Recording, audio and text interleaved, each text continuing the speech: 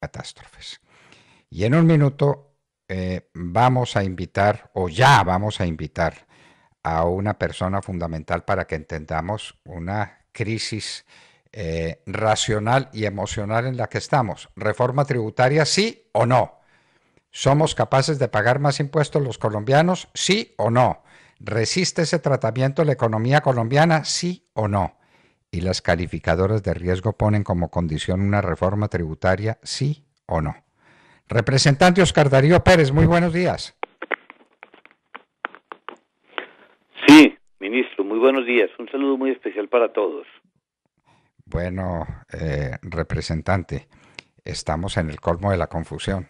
El presidente dice que no hay espacio político para la reforma tributaria, es más o menos lo que da a entender, y que en medio de una pandemia, ¿a quién se le ocurre hablar de una reforma tributaria? Pero el ministro de Hacienda, Carrasquilla, dijo que sí. Claro que Carrasquilla, nos parece a nosotros, se cayó cuando se propuso como gerente para el Banco de la República, y la junta directiva que él preside le dijo que no, pero esa es otra historia.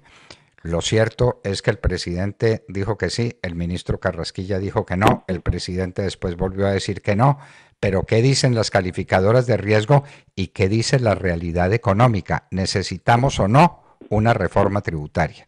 Como todo esto es tan difícil y tan confuso, acudimos al maestro para que nos lo explique, es decir, acudimos a usted, doctor Oscar Darío Pérez. Bueno, ministro, realmente es muy complejo eh, afirmar lo uno o afirmar lo otro. Una cosa es lo que el país pueda necesitar desde el punto de vista técnico, desde el punto de vista de las cifras nacionales, y otra cosa es lo que nos aconseja la realidad.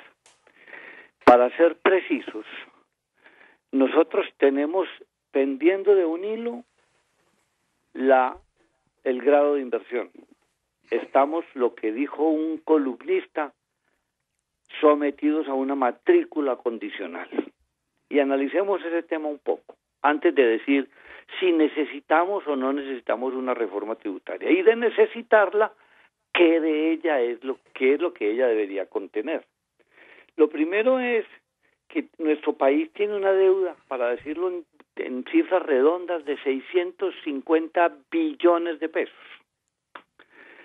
Si nosotros perdemos el grado de inversión, dicen los expertos que esa deuda pública, por un arte inercial, por una consecuencia inercial, porque ya no seremos el mismo espejo que nos da ante el mundo financiero ser grado de inversión, no nos costará aproximadamente un 2% más, es decir, 13 billones de pesos. 13. Entonces, de intereses. Eso quiere decir, doctor Londoño, que eso sería un golpe, un colapso, una crisis sin precedentes en las finanzas públicas. ¿Y por qué eso? ¿Por qué debemos tanto? Es que aquí se nos olvida la historia. Cuando Álvaro Uribe entregó el gobierno al presidente Santos, le entregó una deuda pública del 34% del PIB, y Santos la devolvió para Duque 8 años después en el 54% del PIB. Es decir, no la elevó sino 20 puntos. Pues los 13 billones de más que nos costaría esa deuda implica que los intereses de la deuda, que para el año 2021 van a valer 33 billones, se suban cerca de 50 billones de pesos. Eso hace las finanzas públicas prácticamente insostenibles. ¿Por qué? Porque por producto de la pandemia hemos tenido que elevar el endeudamiento, y algunos con no poca razón afirman que vamos a terminar este año con un 60 a 65% del Producto Interno Bruto de deuda. Entonces, si usted mira esas cifras y el recaudo tributario que se va a caer, porque estamos discutiendo que si este año la economía decrece entre un 5 y un 9%. El gobierno inicialmente, con más optimismo que realidad, dijo que íbamos a decrecer al 5,5%. Eso no es cierto. Vamos a decrecer a términos parecidos al 9 o al 8%. Decrecer, es decir, retroceder este año. Y el año entrante, como rebote, el gobierno estableció que íbamos a crecer al 6,5%. Exceso de optimismo. No lo vamos a llegar allá. Ojalá vamos a crecer en promedio, según los analistas, aunque todo esto es simplemente clarividencia, porque pronosticar el futuro nada fácil es, pues podemos terminar creciendo entre un 4 y un 5,5%. Vamos a suponer el año entrante. Entonces, las finanzas públicas atraviesan una enorme situación cuidadosa y es menester buscar un mecanismo de que ingresen a la economía cerca de 2% del PIB, es decir, 20 billones. ¿Para qué? Para mantener el grado de inversión. Ahora miremos de dónde pueden provenir los 20 billones. El camino más fácil, una reforma tributaria. Si deberíamos haber hecho una reforma tributaria, mi concepto era haberla hecho este año. El año entrante se me hace absolutamente difícil, tediosa. Además se combina con una reforma, con unas elecciones que están a puertas ya para Congreso de la República y para Presidencia de la República en el año 2022. Y yo no creo que haya un Congreso dispuesto a jugarle a eso, porque eso sería jugar con candela desde el punto de vista político. Pero si es que existiera la reforma tributaria, analicemos, hoy hay una comisión de expertos, hoy estudiando el volumen enorme de exenciones, rebajas y descuentos tributarios que hay en el país. La gran mayoría de las exenciones, cerca del 75% de las mismas, están asociados al IVA y el resto están asociadas al impuesto sobre la renta. Entonces, en Colombia las cifras nos indican que lo único que podríamos hacer sería buscar cómo cerrar esas perforaciones en materia de IVA. Algunos han entendido que se va a gravar la canasta familiar, si es que se presentara. Eso no es cierto, porque si eso llegara a ser, eso se llama un suicidio colectivo desde el punto de vista político.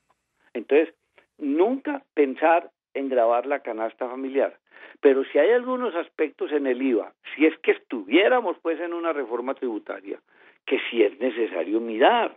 Por ejemplo, en el IVA tenemos dos categorías de bienes, unos que son exentos y otros que son excluidos.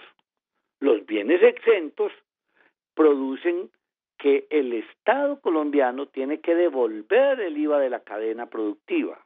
Los bienes excluidos no.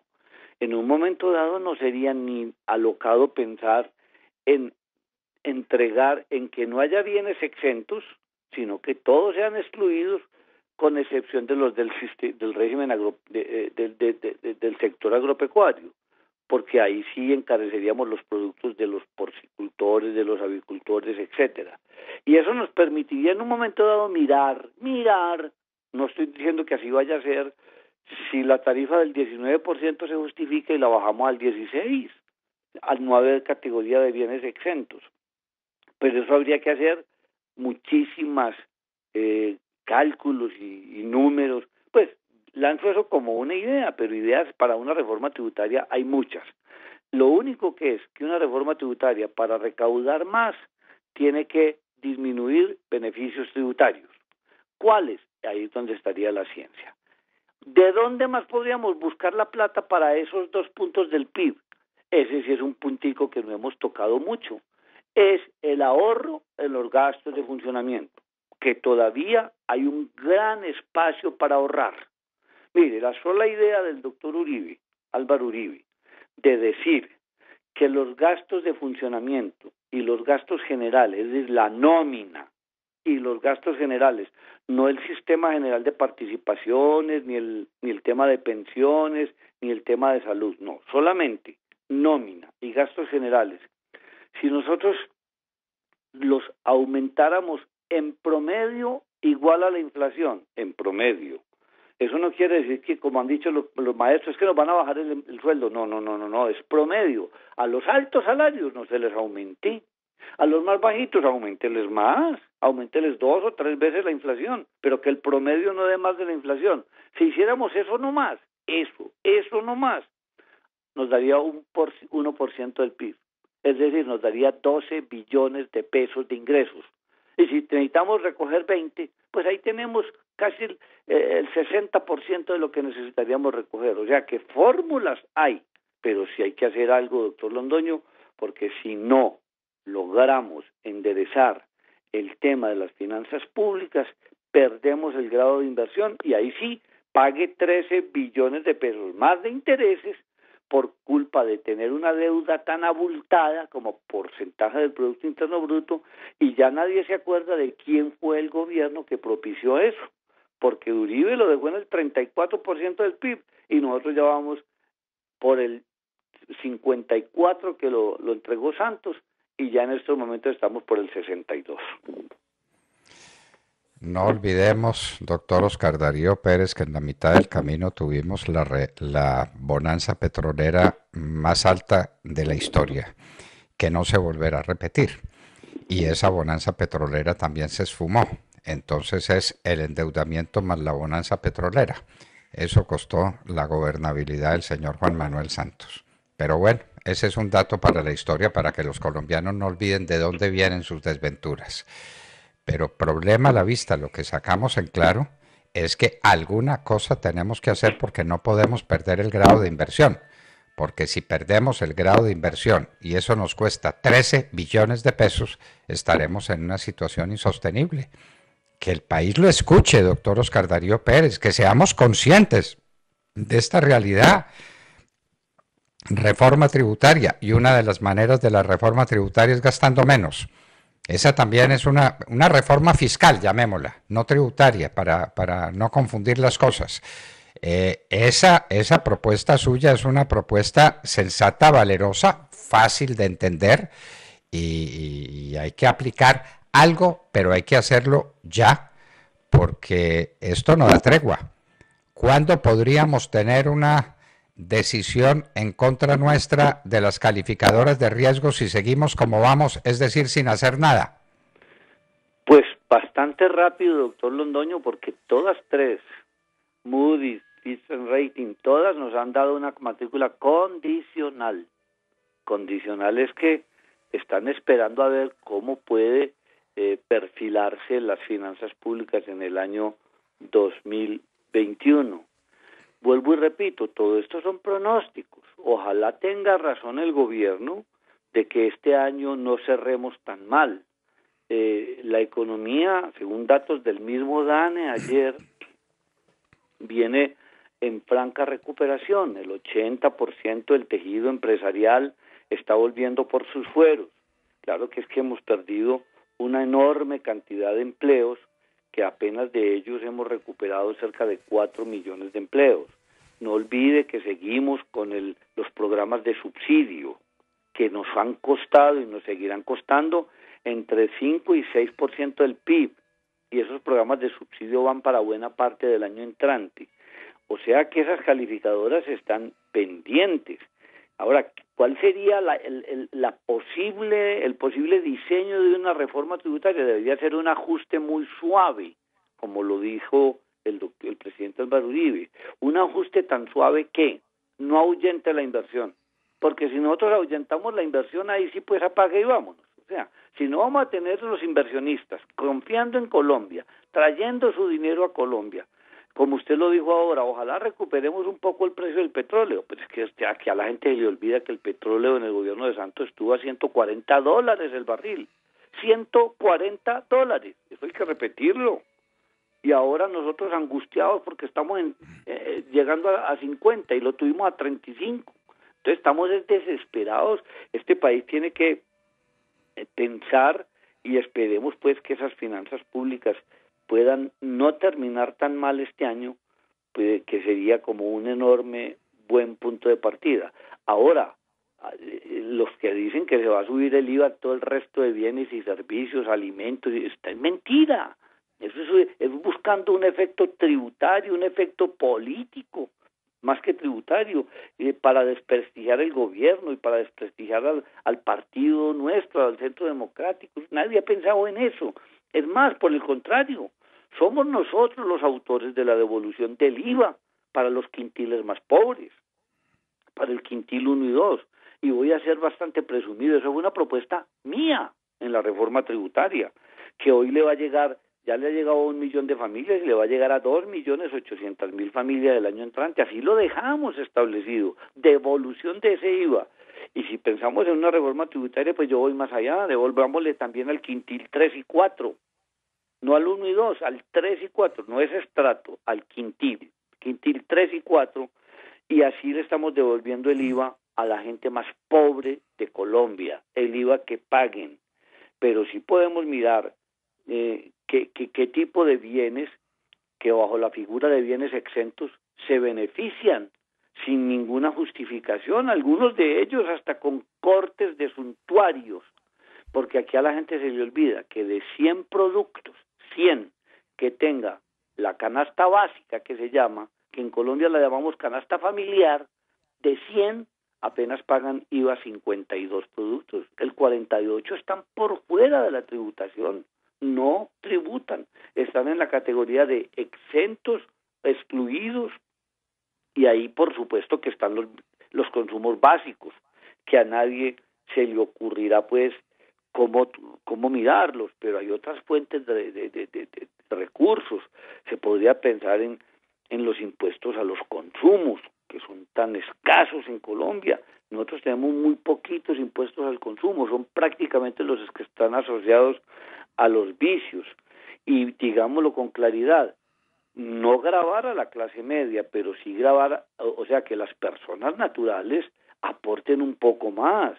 Es que de cada 100 pesos de recaudos de impuesto de renta, 80 pesos los ponen las empresas y 20% las personas naturales. En otros países es más o menos mitad y mitad. Y aquí en Colombia, pues para las personas naturales que ganan, digámoslo, mucho más de lo que gana el promedio de los colombianos, no están grabados, no pagan un solo peso, pagan solamente a partir de 5 millones de pesos para arriba. Y sería bueno mirar ese punto, porque a los que graban en Colombia con impuesto de renta, a las altas rentas laborales, esas sí están bastante gravadas, pueden llegar inclusive hasta el 38%. Entonces, yo creería que hay que analizar todos esos temas, todos esos puntos, y mirar si de pronto se puede hacer un poquito más, o sea, que más personas tengan que declarar. El impuesto de patrimonio, por ejemplo, dijimos que lo pagan las personas naturales durante 2 años que tengan patrimonios superiores a 5.000 millones de pesos. Eso nos da un recaudo de, no sé, de 1.5 billones. Yo no sé por qué 2 años. En esta penuria, pues tenemos que pensar un poco más, es decir, subirlo un poco más. Nosotros le bajamos el impuesto a las empresas, doctor Londoño, del 44% al 34% este año, del 32% el año entrante. Yo no sé si deba seguir bajando, démoslo ahí, porque es que cada punto de impuesto sobre la renta es 1.7 billones. O sea, tenemos muchas cosas para mirar. El tema de los dividendos y participaciones. En un momento dado hay que aumentar ese impuesto a los dividendos, a las participaciones, a las remesas. Las inversiones deportivas, que son eso que llaman los dineros golondrina. Hombre, que para tener el beneficio tributario se queden en el país siquiera 1 año, pues, pero es que eso vienen, alzan el vuelo y se van y no dejan un solo peso de sus utilidades. Son como ideas generales. Yo tengo por ahí un documento con unas 15 ideas de cuál podría ser ese ajuste tributario, más que una reforma tributaria, porque hay una comisión de expertos estudiando ese tema, diciéndonos cómo debe ser una reforma tributaria, pero es que nosotros no tenemos capacidad política para hacer una reforma estructural en el año 2021. No la tenemos, porque yo estoy seguro de que el Congreso de la República no la aprobaría. Entonces, el deseo del doctor Carrasquilla, que es un deseo genuino, técnico, más que político, se contrarresta con un deseo común y que yo creo que el presidente de la República no le va a jalar ni a una reforma tributaria ni a una reforma laboral. Doctor Oscar Darío Pérez, representante a la Cámara por el Centro Democrático, Departamento de Antioquia, muchísimas gracias otra vez por su excelente lección, no solamente de técnica en estas materias, sino de sentido común aplicada a la economía colombiana. Aquí estoy recordando la obra de una persona a quien quise entrañablemente, El sentido común en la economía, de Hernán Echavarría Olózaga. Qué libro y qué importancia aplicar el sentido común a la economía, que es lo que hace Oscar Darío Pérez y lo que ustedes acaban de escuchar. Muchísimas gracias, representante. Muchísimas gracias, doctor Londoño. Un saludo muy especial para todos. Bueno, queridos amigos, Oscar Darío Pérez, representante a la Cámara por el Centro Democrático, Departamento de Antioquia, estaba con nosotros en la Hora de la Verdad.